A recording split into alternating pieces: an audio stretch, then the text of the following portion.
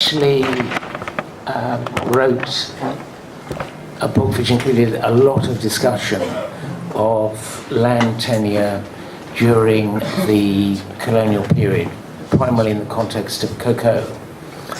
And I argued that the indigenous land tenure system was actually very effective in that, because it made a distinction between ownership of what you had planted on the land and ownership of the soil itself. It meant that farmers, that's to say people investing in cocoa trees, did have security in their investments, even though the underlying land might be litigated over between different stools. So I took an optimistic view of that. However, in 2008 there was a very interesting paper by Goldstein and Udry called The Profits of Power, which studied commercial food farming in an area of the eastern region based upon a detailed survey where they asked the question, do people who have less security of tenure really invest less, as economic theory would predict?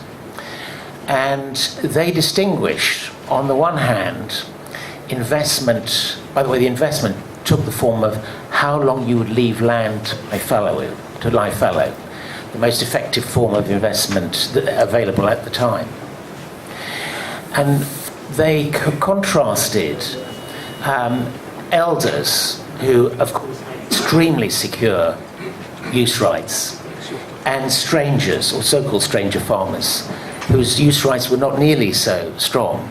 And they found that the elders would leave their farms to lie fallow for long periods, for several years, whereas the strangers, by the early 2000s, did not dare to leave their land to lie fallow at all, because somebody might claim that they had abandoned it and it should be reallocated.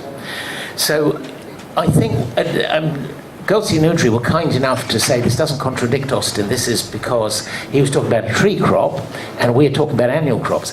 But actually I think it reflects a change.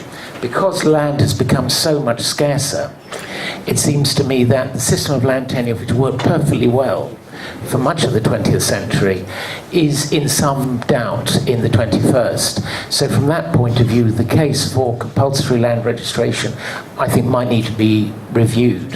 And the other thing I should say is that what makes the whole phenomenon of strangers possible is the fact that the country did not become independent as a unitary state on the ground. It did in law, but on the ground you essentially had secure land rights according to which chief you served.